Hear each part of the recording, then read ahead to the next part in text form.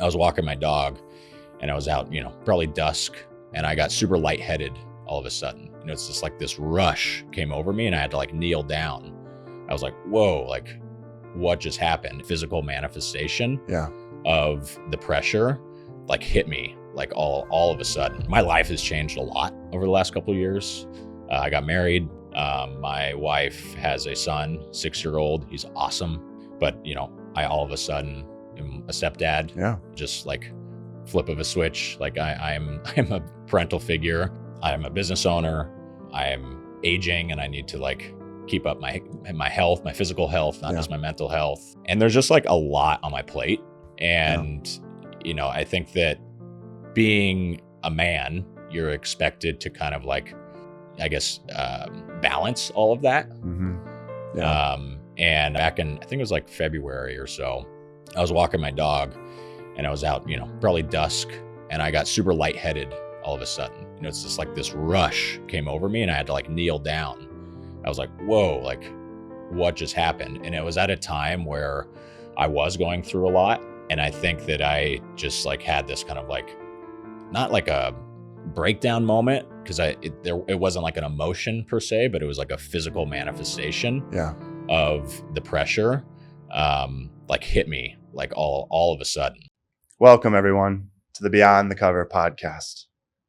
My intent with creating this podcast was to provide a platform where men can speak openly about their journeys with mental health without fear of judgment while doing so. While I, the host, or you, the listener, may not agree with everything or anything that a certain guest says for that matter, my focus is not to decipher what is right or wrong. Rather, it's to gain a better understanding of why somebody thinks and acts the way that they do. And with this understanding, we will begin to make better sense of our own lives and the world around us. So join me as we open the books into these men's journeys and dissect the pages within. Nelson Brooks, welcome to Beyond the Cover. Thanks so much for having me. Yeah. Appreciate it. Absolutely. Excited to be here. Yeah. Well, you had me on your podcast. Yeah. And so it's only right that we switch it up now and I put you in the hot seat. Yeah. It's mano a mano. That's Trade off. right. We're going to grill you. Yeah. No, not actually. But there's a couple funny things about our interactions and we'll talk about it. Yeah. But first off, for those that don't know you, on the cover, you are the founder of a slew of different venues, but they all kind of encapsulate this a similar nature. You're the founder of the Cabana Boys, which is you basically offer a crew of party host, butlers, and bartenders for bachelor parties, birthdays, pool parties, group trips, and themed events. Yep. So the Cabana Boys are in Scottsdale, Palm Springs, and LA. Then you have the Cocktail Cowboys, which I love that you do this. I love that you rebrand. It's a similar offering, but just like tailoring it to the environment. Exactly. Because, again, Cocktail Cowboys makes sense, Austin and Nashville. So you have, both of those cities taken care of, which are absolute hotbeds for bachelorette and bachelor parties. Yeah. So, makes sense to be there. And then you have the Cocktail Boys, that's in Savannah, Georgia, and Charleston. Yeah. And then you have the Cabana Girls in Scottsdale. And then lastly, the Cocktail Crew Bartending, which it looks like that would encapsulate all the cities. All the cities, yeah, exactly. Yeah.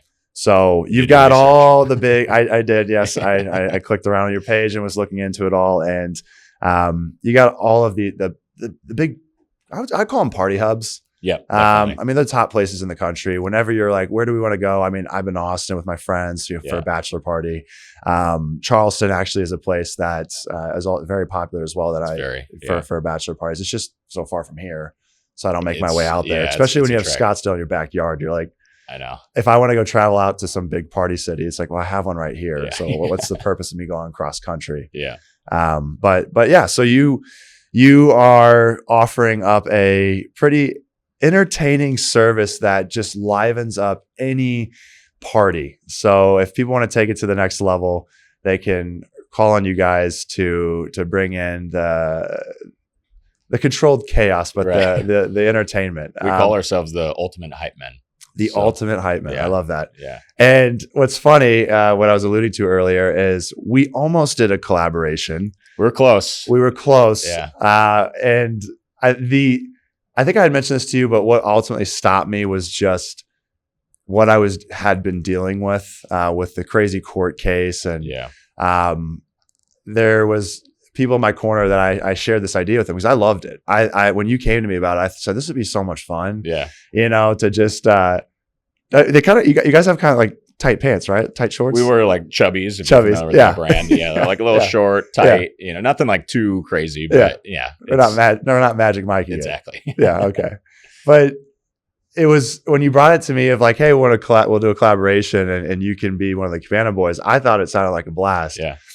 I just had people in my corner that then came out and said, listen, with everything you faced, the last thing you need is somebody making some type of claim against you. Exactly. You're partying and who knows, you're inside, you're whipping up a drink and somebody says like, oh, I just did this with him when we were in this room and he's making this drink or whatever. And they're like, you can't be alone or like in a position where you could set yourself up for another lawsuit or just, and the sad part is it's like, it probably would not happen. Right. But I've just become so much on edge now with my interactions based on the fact that I've had a pregnancy scandal. I've had a cheating scandal. Yeah. So unfortunately I have a bit of trust issues now. I get it completely. And that stopped that, but maybe at some point I can get to a place where I'm like comfortable and confident again and let my guard down. And that could be something that we at that point explore. First question I want to ask you. Okay, so first off, how long have you been now doing Cabana Boys? So the Cabana Boys was the first iteration of this, correct? Yeah, so we started Cabana Boys in Scottsdale in August of 2020. Okay. It was born out of like the COVID kind of environment that we were in. I was invited to a bachelorette party just as a friend and got the idea at this bachelorette party and didn't have a full-time job at the time, but got one there shortly thereafter. Yeah. And so I just, it was not my main income, but it was just like a good way to hang out and, serve drinks and get paid to hang out with girls. Were you the first Cabana Boy? I was. You were the very first. I think the first 3 parties, it was myself and another one of my buddies. Yeah. And he kicks himself today. He's like, man, like, why did I not like partner with you on this? Because it's now like fairly big. Yeah. But he was never on payroll. He was just kind of like helping me out. Yeah. And then I hired somebody else who's actually still on the team. But I've probably done, 50, 60 parties myself at the beginning. Yeah. But I can't be in more than one place at one time. So I had to hire. And now we have probably like 25 guys or so in Scottsdale, but nationwide we have 120 employees. Wow. Just spread out, different numbers of people per location depending on the demand. But Scottsdale's our biggest market. But we're, like you said, we're in 7 cities now. Yeah.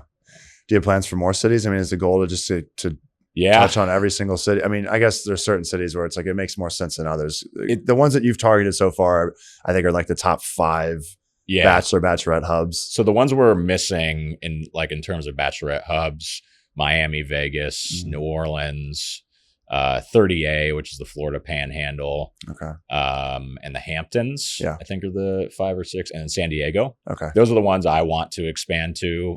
All except for one of those, it would be under Cabana Boys. Okay. So it'd be 13 in total. But I think honestly, the most exciting part about like my potential growth is with the cocktail crew. Oh, okay. Because it's traditional bartending. Yeah. So it's weddings, it's holiday parties, corporate events, retirement parties, birthdays. It could be bachelorette parties too, but it's a little bit more traditional, formal bartending. Yeah.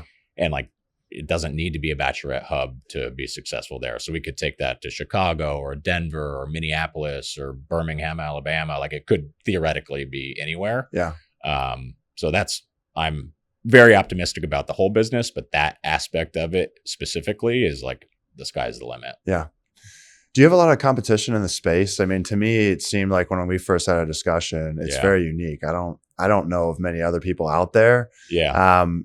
Is it? I mean, are you fighting tooth and nail with like pulling? I mean, are you guys having guys trying to get pulled away to a competitor company? Or are you really the only one in the space? So I'm not the first guy to invent a male bartender, right? It's like it's just kind of how you package it. Yeah. And I think that what made us different is our marketing. Mm-hmm. The service itself was not as X-rated as some of our competitors. So it's a bit more PG-13, right? It's still flirty and we take off our shirts and stuff, but we're not dancing on people. Right? Okay. So I was going to ask you, as far as like the X-rated nature of some of these competitors. So they're dancing. Are they fully stripping? Is that? There's obviously like male strippers. And that's pretty separate. Yeah. But there's one competitor where they wear like an apron. Okay. And the customer has the choice whether they wear something underneath the apron or not. Okay. And I'm like, teach their own. Like that's your own thing. Like whatever the customer wants, but that's just not. In your our case, style. Chubbies are staying on. Yeah, exactly. Yeah, exactly. But I mean, for Cabana Boys, like we've had some staying power. And I think that there's been a lot of competitors that have like come and gone. And I think the way that our business is structured has allowed us to maintain that growth. Yeah. And there's other businesses that, I love a healthy competitive marketplace, but there's some people like, oh, I can do this. And then they kind of fall by the wayside, or, hey, I can do this. And they're still around, but they're booking like 2 parties a month and we're booking like 200 a month. Yeah. So they're just not structured the right way, in my opinion. For the cocktail crew, there's so much competition. Yeah, like, I imagine. There's, anybody can start a business and have an LLC and they can be the bartender. Yeah. I'm not the bartender. Like I'll go to events and, check in, but I have no formal bartending experience. Yeah. And yet I own a bartending company, which is kind of funny. Yeah. But that's one thing that we face is like, Jack and Joe's bartending company, they can keep their rates super low because it's the owner going out to do the bartending himself or herself. Yeah. Right. Mm-hmm. And that's just not how we're structured. So we provide a premium service. We have margins in there to allow us to grow. Mm-hmm. But that kind of like excludes us from a portion of the customer base because they don't want to pay the rate that we have. Yeah. So. Yeah. I know the battle is, with your competitors is trying to offer a service that makes sense to pay a premium as opposed to getting caught in the battle of like who can lower their prices exactly and still survive. There's a race to the bottom is what a lot of people say. And it's just, and that's across, I think, all industries, I mean, that's something that I've seen being in sales is it's just like every year there's a price cut. You got to work harder and harder and harder to make the same amount of money unless you have a sustainable competitive advantage. So what is it that is, separating you where it's like, hey, I will pay the additional premium because of the quality of the service. Right.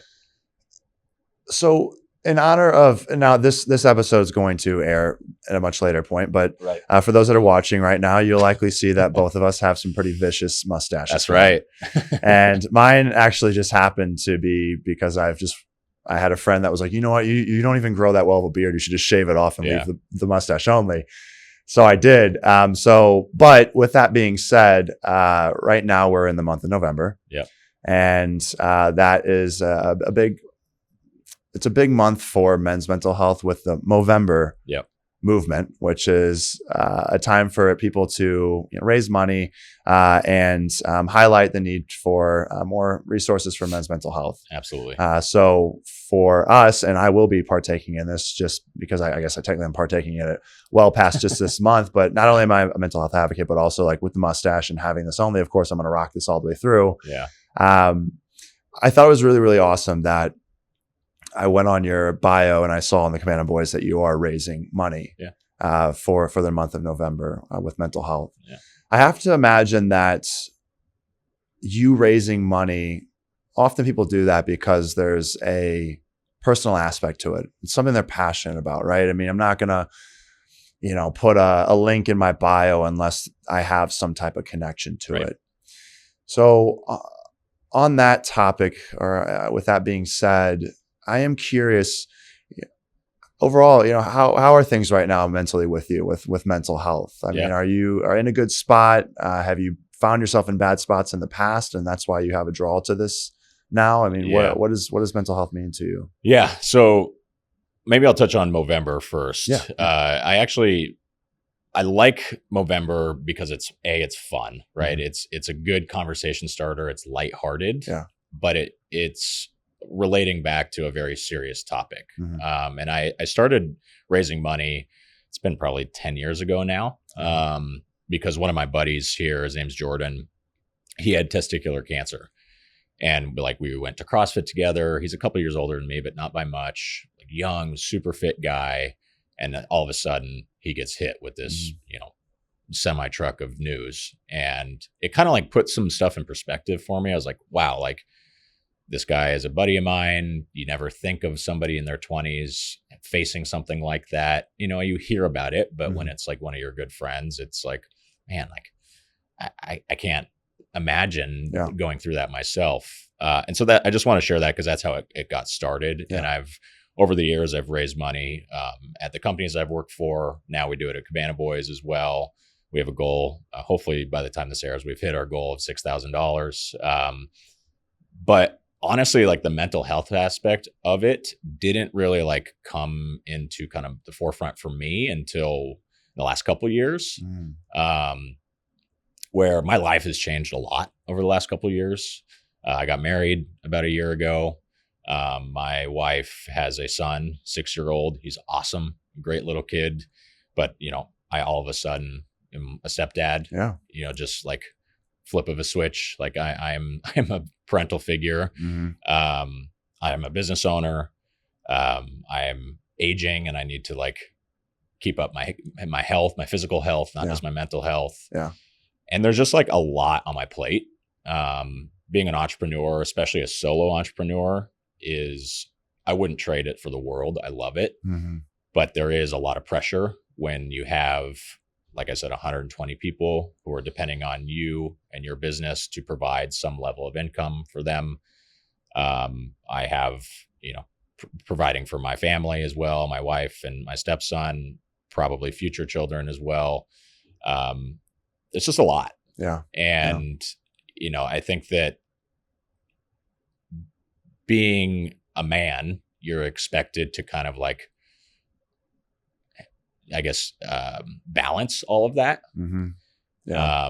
And I forgot to tell you this when we were talking about being on this, but I remembered it after our conversation back in, I think it was like February or so. I was walking my dog and I was out, it was, probably dusk, and I got super lightheaded all of a sudden. It's just like this rush came over me and I had to like kneel down. I was like, whoa, like what just happened? And it was at a time where I was going through a lot. The pressure of everything that I just said was kind of like getting to me. And I think that I just like had this kind of like, not like a breakdown moment, because it wasn't like an emotion per se, but it was like a physical manifestation of the pressure, like hit me like all of a sudden. And it never got back to that point, meaning like I never had the same level or intensity of that physical feeling. But over the next few months, I kind of had that again. And my wife's a doctor and she couldn't really like specifically diagnose what it was, but my hunch is it was anxiety. And I was just like feeling like this, this kind of panic, like, what am I going to do? Like, I've got all these decisions to make. I've got these people depending on me. And I've had, that feeling to a lesser degree since then, even recently, honestly. But it just hasn't taken on that like physical feeling. But, to directly answer your question, like some days are great. It's fine. I have a ton to be thankful for, and I have a ton to be grateful for. I for all the challenges and stressors in life, like there's 100 other positive things. But things are good overall. I'm a tennis fan, and what's her name? Billie Jean King, who's one of the most successful female tennis players ever. Her quote is, "Pressure is a privilege." I've heard something similar to that. And I like it. I think because we have the ability to choose to either believe it's a blessing or a curse. And whatever we choose to believe it to be is what it will become. Right. And so I think, adversity breeds character. And that's one that I've heard of a saying. And I would say my greatest life lessons came in the fire or, in the valley, right? And the lowest of points, because it really, in the valley is when I was, sharpening my tools or using them, like fighting to survive and claw my way out. And every single time that I've been at a low point, I mean, I've faced all of those negative emotions, that overwhelming anxiety, those thoughts of not being good enough, the being hopeless and thinking, I don't know how I'm going to make this work. It's like trying to basically, I'm spinning my wheels, trying to move 2 inches forward. And I got my foot on the gas pedal at 100 miles an hour, but I'm not going anywhere. I'm on ice, just sliding. but then when you win, you feel like you're on top of the world. Right. But the thing with entrepreneurship is you get on top, you're not on top for long. No, I heard somebody said recently that entrepreneurship is like you win and then you get swiftly kicked in the nuts. And like, it's like, so you celebrate for 5 seconds and you get kicked in the nuts, and then you're back down, you're hunched down on the ground, you get back up, you win, you get kicked in the nuts again. It's definitely a lot of ebbs and flows. Why? I want to touch on something you mentioned. I think it's because it's really powerful. You talked about how you've had that feeling of anxiety, and you alluded to it stemming from a place of expectation. Mm-hmm. Where do you think that expectation came from specifically for you? Was it growing up? Was it the people around you that were saying it? Did you see it in your parents and the way your dad was, and that was instilled upon you? Was it through movies growing up? Like, where did those because they're very real. Men's suicide is at an all-time high, and a lot of the reason is because men feel that they have to provide, and if they can't provide, then they feel that they're not manly. Where's my worth if I can't provide for my family? That's what's expected of me, whether it's financially, whether it's physically, emotionally. So I'm curious for you, where did you mold those expectations? Yeah, it's a good question, and I think I don't have any siblings.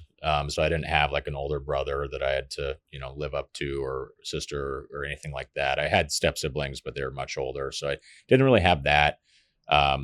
Both my parents are successful. They're not like, another worldly successful in terms of finances, at least. They've both been really great in their careers. But I think that honestly, it's just kind of self-imposed. I think that as an ambitious person, like I just want to be the best that I can. That doesn't necessarily mean just making the most money that I can. Yes, I want to provide, but I also, especially now I'm married to a doctor, like I know that I may not be the breadwinner in the family or make the most money, and I'm okay with that. I was going to ask you, like, is there any part of that truthfully that you've had to battle with? I think initially, yes. Okay. When I realized like, yeah, she's going to make a lot of money, I was like, man, like that's going to be a lot for me to not live up to, but I want to make more. Mm-hmm. Yeah. And that was kind of honestly an immature kind of feeling at the beginning of our relationship. And since then I'm just like, whatever, like we're a family, we're a unit. Yeah. We put this all together, and that's how we build our life together. Yeah. It's not us, each contributing our own thing. It's a collective thing. And I think that honestly was kind of like a page that was turned in terms of my maturity. Yeah. Where, yeah, sure, I'd love to make more money than her, but it's more of like a playful thing now than it is like a necessity of mine. Sounds like you guys have a very respectful understanding of like, hey, like everyone, we all have a collective role, as you said, which I think is it's admirable for one, because for you to be able to check your ego, really, it's an egocentric viewpoint that men feel like I have to make the most money.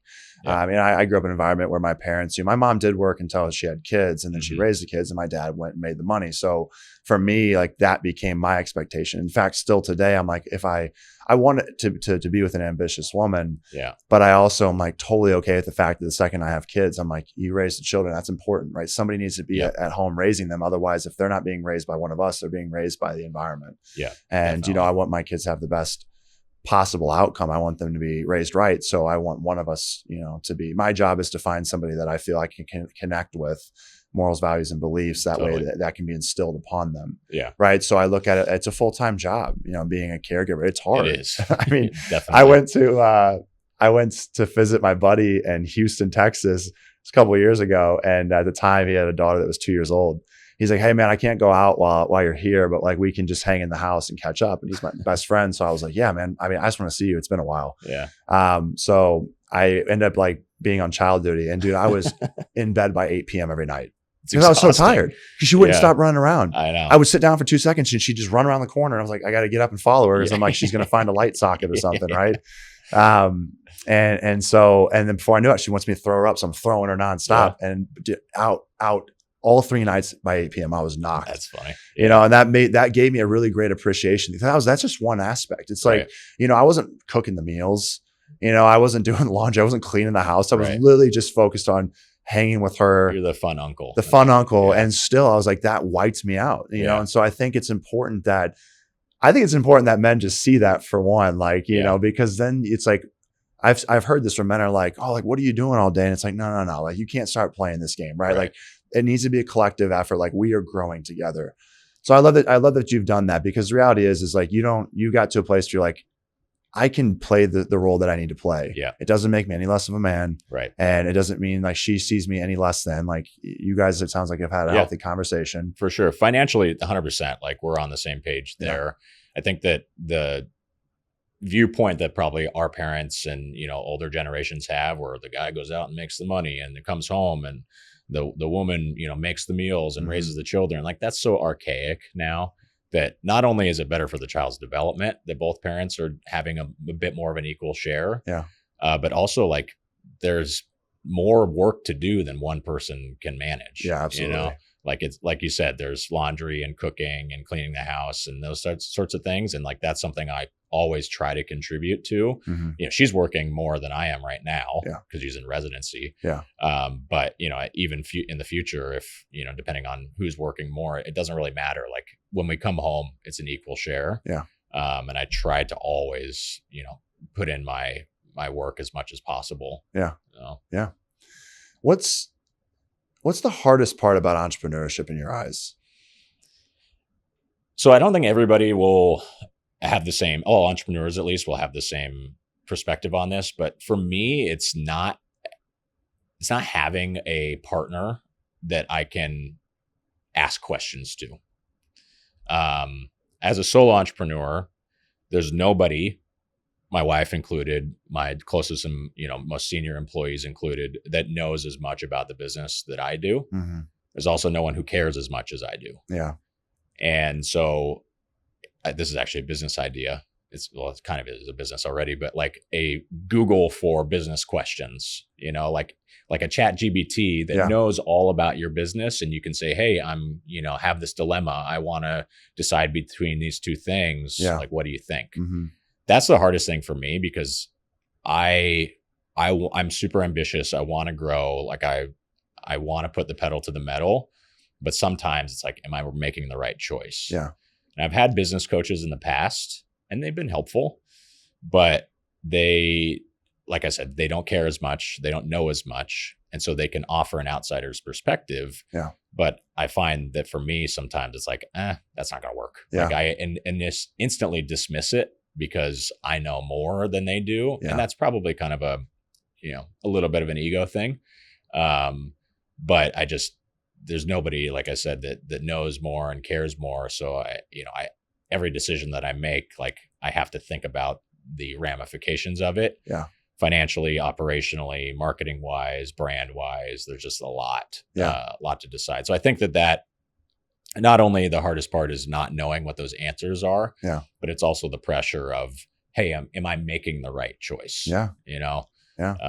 And there's pressure, but also I think the flip side to it is that, like, unless you're, you know, in my business, like, what we're doing is not life or death, right? We're bartenders. So we're like, we provide a good time. If I make the wrong choice, it's probably not going to be the end of the world. And so I do have to remind myself that if I get pissed off about an employee being late, it's not good. But at the end of the day, like, he was 10 minutes late, you know, like, the world's going to keep turning, you know? So I have that kind of push and pull of the pressure of making the right decision, but also the, like, hey, it's not the end of the world if it's the wrong one.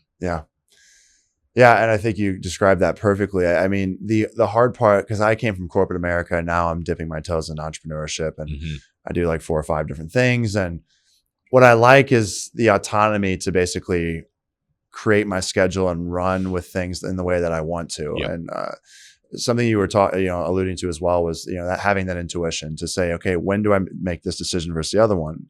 You know, it can be hard at first because you're like, well, nobody else knows this like I do, right? They haven't been here for this particular circumstance. So I ultimately have to, you know, take action based upon what I feel is best.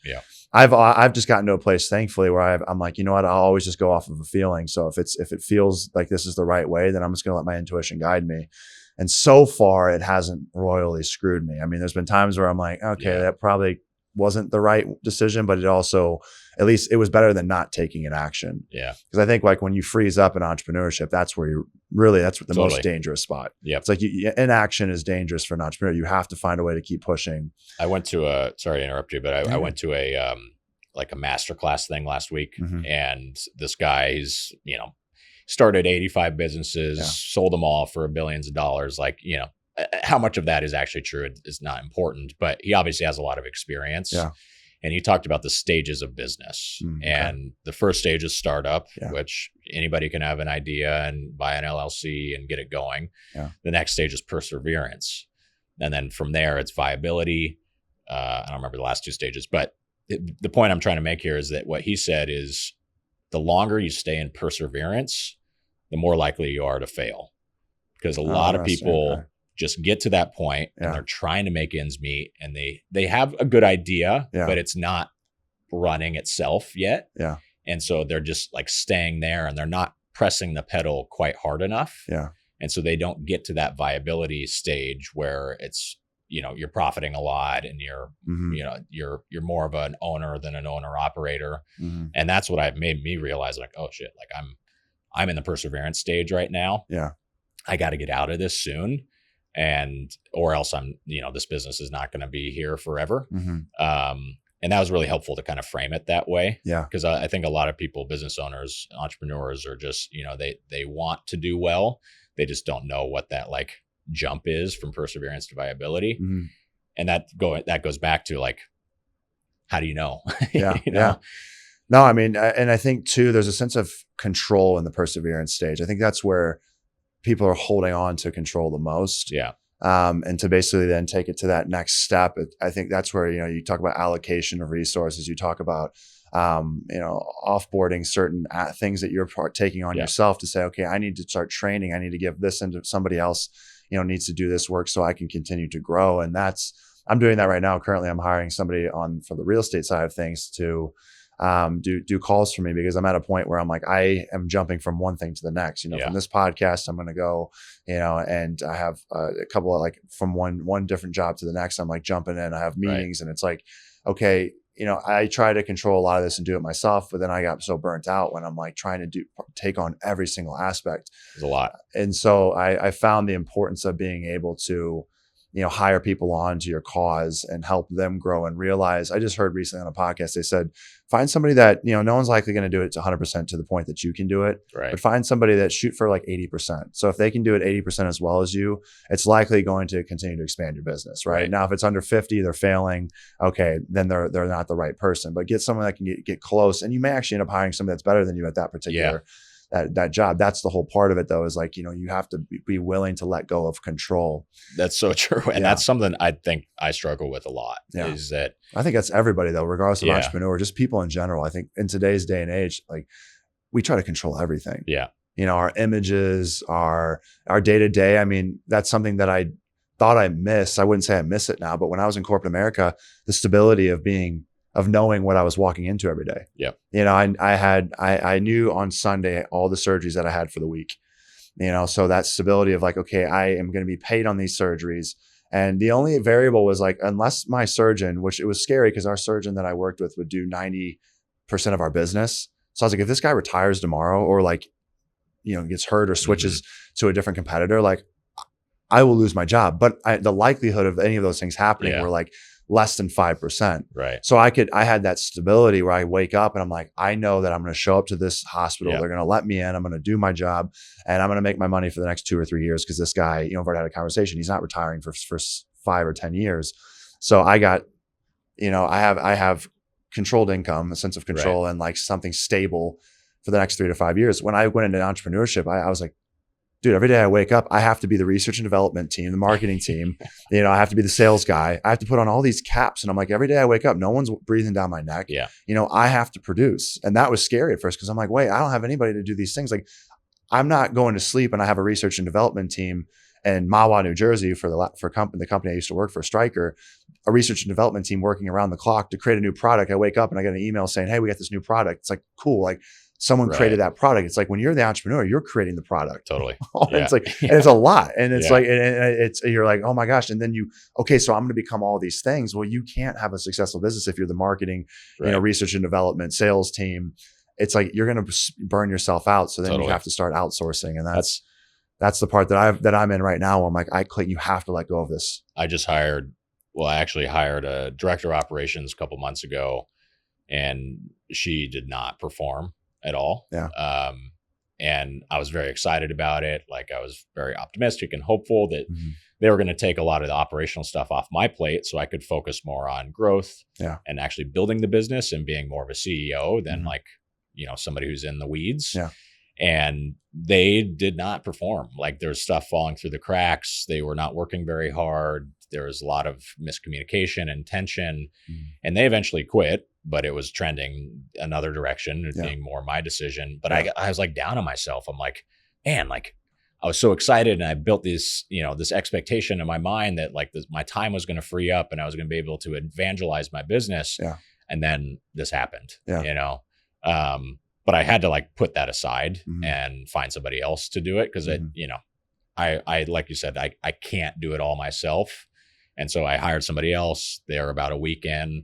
They're already like doing more than that other person was doing in 2 months and just in 5 days. Yeah. So it's like, all right, maybe I should have like hired that person at the beginning. Yeah. And it's just, just kind of have to eat it. Right. Just whatever, made the wrong choice. Like, let's move on. Yeah. Yeah. I think the other aspect of entrepreneurship is the failure rate increases dramatically. From, again, like if you're in a corporate job, if you're in sales, like, sales will always be a high failure rate. But you have to be okay with being rejected. And I just started this where I have a board where I write down all the clients from the different sectors that I work within. So whether it's real estate, solar sales, whether it's podcasting, and I write down all the names, and when I win a client, I circle it. When I lose, I cross it out. And it's been interesting because I correlate that with my bank account. And I'm like, man, I've been doing really great, financially. Look at my bank account. I'm in a really great spot. But then I look at the board and it's just like cross, circle, cross. And it just made me realize, I'm like, this is just the nature of the beast. When you're in 100%. something like this, like you will fail 90% of the time, but that 10% will pay you handsomely. I mean, that's the thing where when I was in medical sales, it's like I was getting paid like, 3% of the total, surgical, the surgery price. And it's like 3%, versus now, I mean, I'm taking home the lion's share. Right. Maybe I'm paying 25% to a brokerage in real estate, but it's like I got 75% coming my way. Right. Yeah. Or, and so that's where I think you realize it's like when I'm doing the work, I'm getting paid for it really well, so that's what makes sense. Yeah. And if I want to get more business, I just go out and hunt, it's the hunter mentality. It's like, well, if you want more business, go get it. Whereas, when I was in sales, but if I wasn't in sales in some type of corporate job, it's like, if you want to make more money, your only option is really a promotion. Right. And so other than that, like you're kind of just waiting for it. Yeah. So I think that's what I enjoy about it, is the fact that like you're up, there's the ceiling that you have can be blown through. Right. If you're able to find more clients and bring them on. With entrepreneurship for you. So you've went through, some ups and downs. You talked about the point where you were overcome with anxiety and it basically knocked you off your feet. How did you overcome and get into a better place? You said that you haven't faced that and that intense of a feeling again. So what did you do to pull yourself out of that and not return to that same place? Yeah, I think I'd be the first to admit that like my regular day-to-day practices on paying attention to my mental health are probably not the best. It's not that I'm doing anything that's like counterproductive, maybe a little bit too much social media, but I think it goes for all of us. Yeah. But in terms of like meditation and stuff like that, like I do it occasionally. Yeah. It's not something that I do every day. I wish that I made time for it, and I do need to get better at that. Honestly, I think it's more vulnerability for one, having open conversations, Like with my wife, for example, Yeah. like there was a point in time where like I just kind of broke down in front of her Yeah. because the pressure was really getting to me. Mhm. And especially from a financial perspective, and how that relates to raising a family and contributing to a household and things like that. I was just like, man, this is like just getting to be a lot. Yeah. And when you can get those things off your chest, whether it's to a spouse or a professional of some type or a friend or whoever it might be, I think that helps a lot. Yeah. Where you're not bottling it up. Right? 1,000%. It's just, it's kind of a release Yeah. almost. Yeah. I work out. That's kind of like my me time. Uh-huh. I just built a home gym, or like have a home gym in my garage, and it's nice just to go out there and just sweat and, spend some time by myself, and release those endorphins. Yep. Absolutely.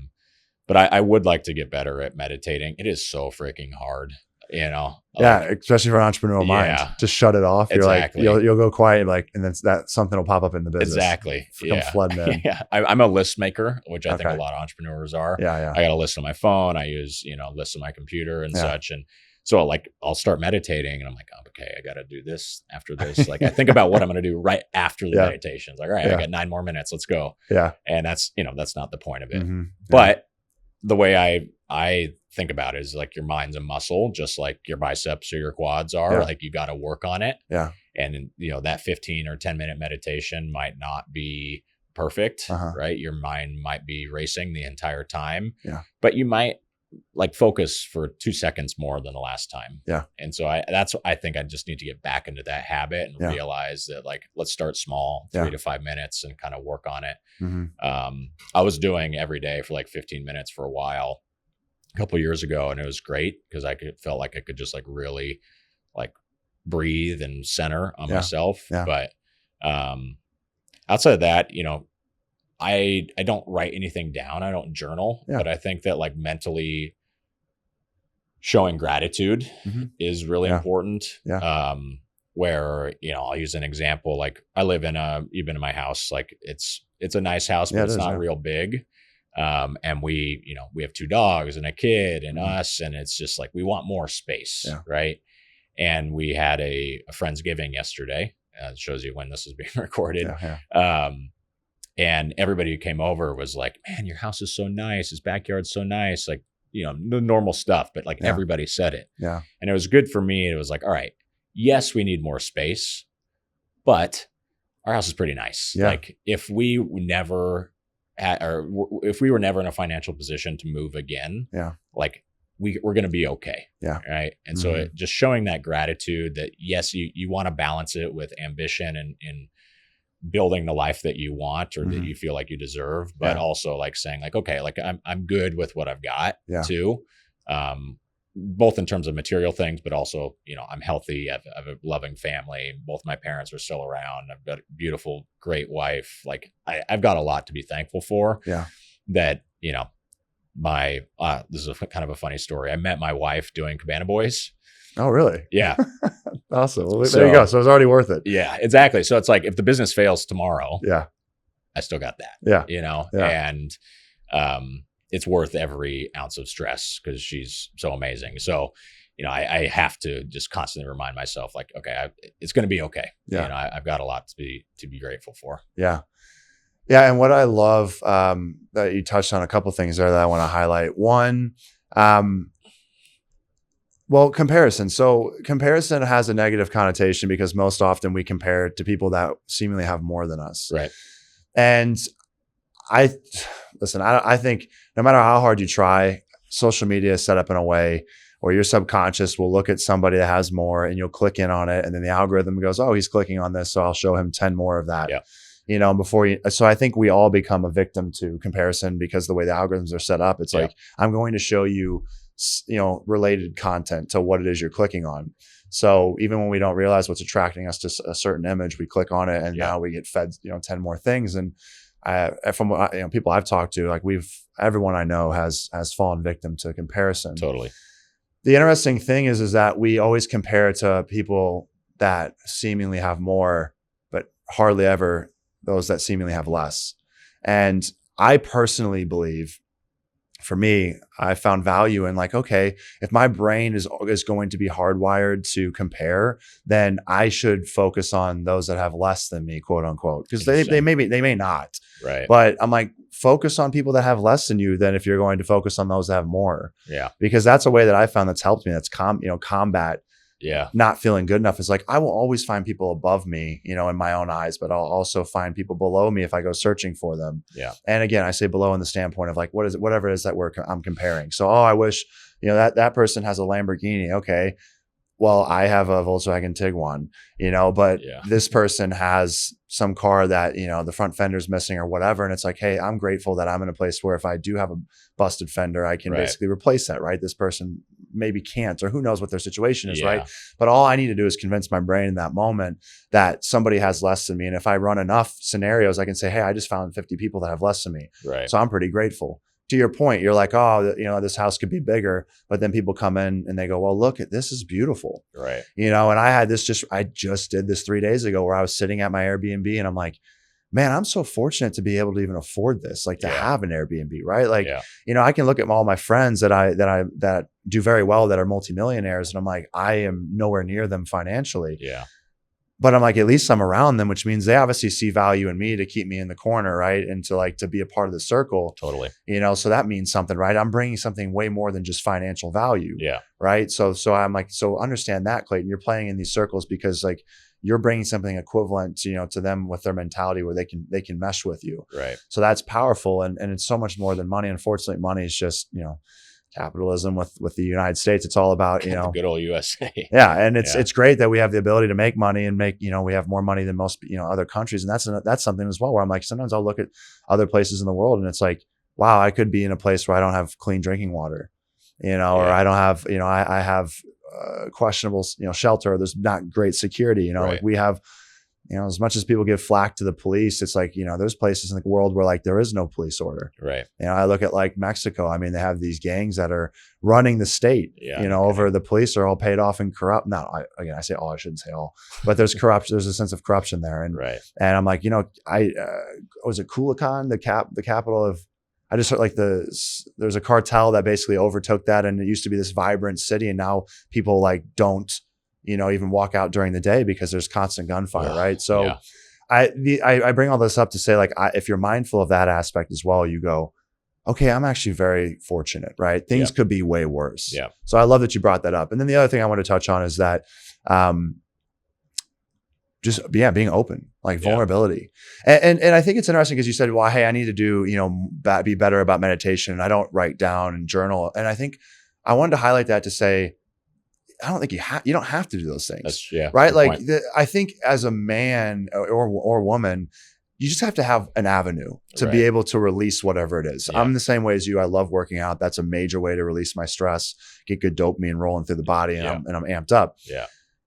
But also like, I don't have many other modalities. I mean, I've done breath work. I'll do it every so often, maybe every like 6 months. Sometimes plant medicines, that'll be something I'll partake in. But again, I'm not doing that every single, it's all balance. Yeah. But my biggest avenue is I go to therapy, but also just being vulnerable and opening up. Mm-hmm. And I think really all you need is one avenue. Yeah. One that works for you, that you feel that you can, whenever you're in a pinch or in a bind, you can, explore that. I wanted to know whenever the first time that you were ever vulnerable with your wife, was there any sense of you that like, did you catch your ego being like, don't show weakness? Yeah. Did you ever have that? And if so, like, how did you overcome that? Yeah. So I think part of growing up and part of maturity is definitely obviously being vulnerable, but also like recognizing the position that you're in. Mm-hmm. I'd been in relationships in the past before my current my wife, but I never had that like openness. And so like I didn't really know how to do it, right? I didn't know what I was allowed to say and like how to have those conversations. And I think if you find the right partner, they're not going to make you feel one way or the other, other than supported when you share those feelings. 1,000%. And that's definitely the way that I've felt with her. Mm-hmm. But it's not something where it just all of a sudden you open the kimono and you spill everything out, right? Yeah. It takes time.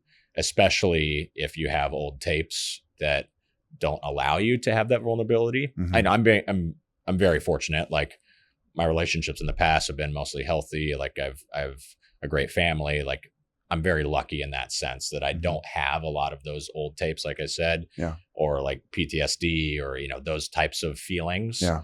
that really inform how I talk to people. Mhm. But being a guy, in society, you're taught that you're supposed to be tough, Yep. right? Yep. And you can't show emotion, Mhm. and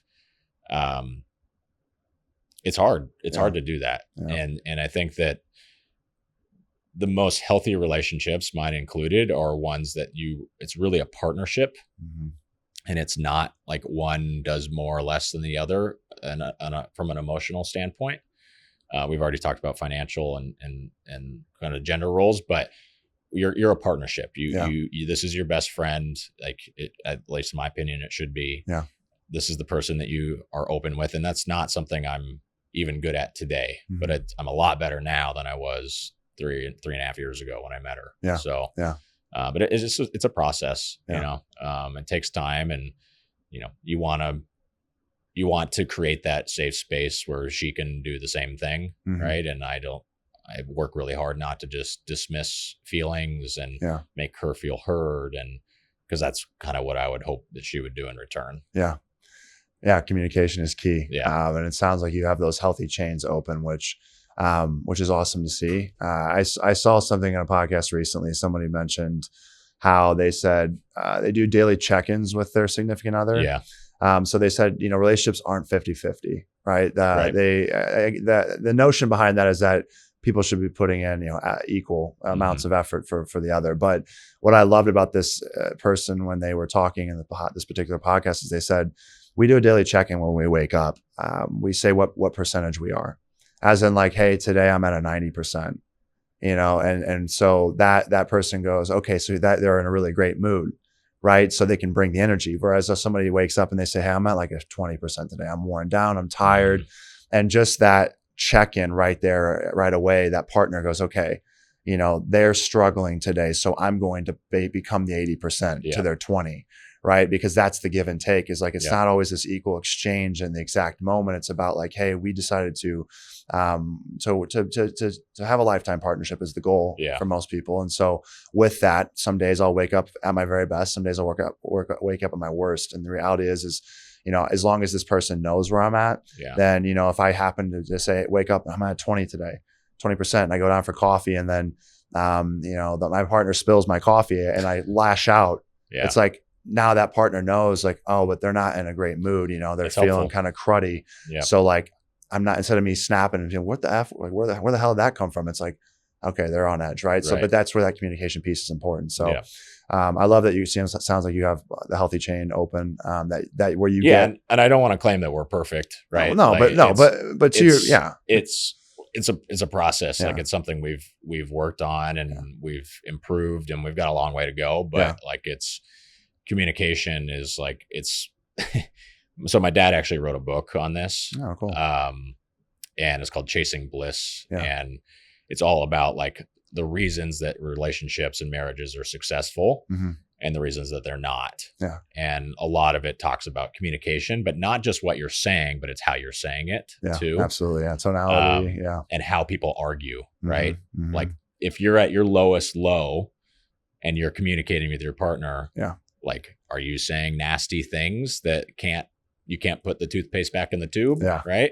Or are you like just a cordial communicator? You're expressing, whatever it is you need to tell the person, but you're doing it in a respectful way. And that's something that like a lot, I think there's like a stigma where like women expect men to read their minds. And I'm lucky that my wife doesn't do that very often. But it goes the other way too. That like if I'm thinking something, I should say it. Right. It needs to be open.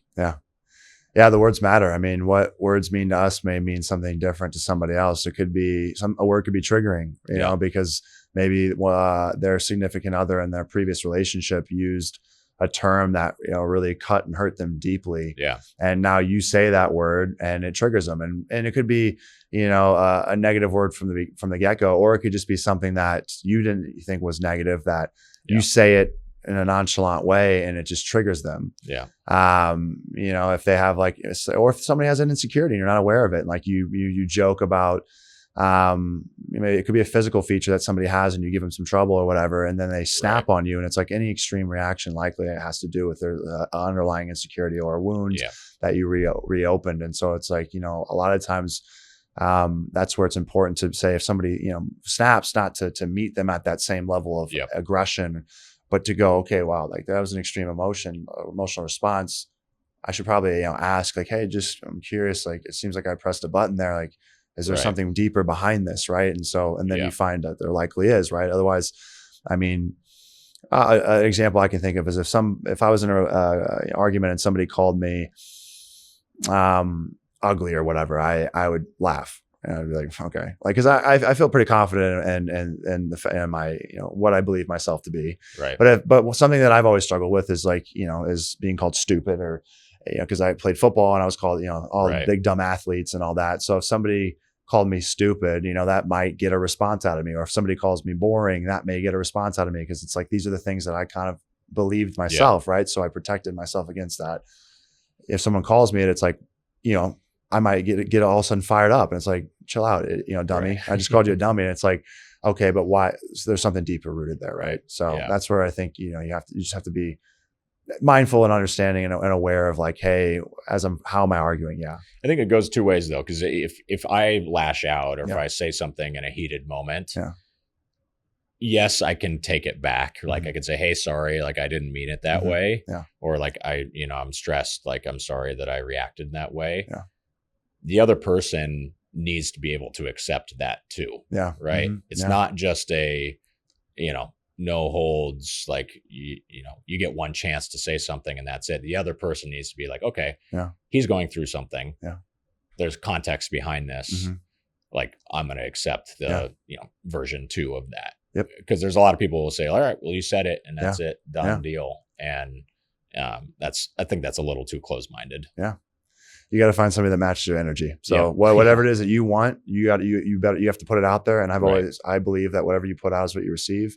But exactly right. I think this is where it's important, where I'm like, this is why I don't want to compromise or on certain things. Cause it's like, if this is what I'm looking for, then when it comes to conflict resolution, I want somebody that, can handle, a situation adequately in the same way that I would, handle it. And if that's my expectation, then I should live up to it in the same way that I expect them to. So yeah, I have an example of that actually. So my stepson, he's 6. Mm-hmm. He's obviously like right in the middle of growing up, mm-hmm. right, and figuring out what emotions are and how to talk to people and things like that. And I'm kind of a people pleaser. Like mm-hmm. I like. It's not that I go out of my way to get people to like me, but I like it when people respect and like me. Mm-hmm. And so back early on when we started living together, he would say things like, I don't want you to pick me up from school. I want mommy to pick me up. And initially I was like, well, that kind of hurts, right? It kind of stings, right? You don't want me, what's that about? And over time it's like, all right, he's 6 years old. Mm-hmm. He doesn't mean that he doesn't want me. He just wants his mom, and that's a very, elementary example, but you have to be that person that views the context alongside it. Mm-hmm. And, he says, as most kids do, says some like silly stuff that like, if you're not used to it, it's like, oh, ouch, like that can hurt. Yeah. But that's just part of being a parent now, I've realized. Yeah. Well, I commend you, man. It's also, I mean, to love somebody and then take, on their loved one. And, cause again, I think there's a lot of men that won't step up in that position. I mean, they're in the dating world and they find out that a woman has a child and it's like, oh, I can't do that. Right. Cause it comes with a lot of responsibility. Right. In fact, I know people that will not and even entertain that the second they find out that the woman has, a child, they'll just be like, forget it. No, I'm not doing that. So I commend you. That's a lot to take on, but thank you. It truly shows your character and appreciate that. And again, I think it's just really admirable. So Nelson, everything that you've talked about today is awesome. I really appreciate you opening up and talking about, the mindset of an entrepreneur, talking about the hardships, and really just giving people the ability to peer into almost like a day in the life, but and being able to learn from you. So for those that want to support you and also partake in or potentially have a their next celebration or event come with a Cabana Boy experience, where's the best place that people can find you in that resource? So our Instagram is the Cabana Boys, and you can get to the rest of our locations from there. And then our website is cabana-boys.com. And again, you can get to the rest of our locations from there. If you're looking for more traditional bartending, cocktail-crew.com. And Cocktail Crew Bartending is our social media. So awesome. Appreciate it. Absolutely. Nelson, thank you so much for your time. Thanks for having me.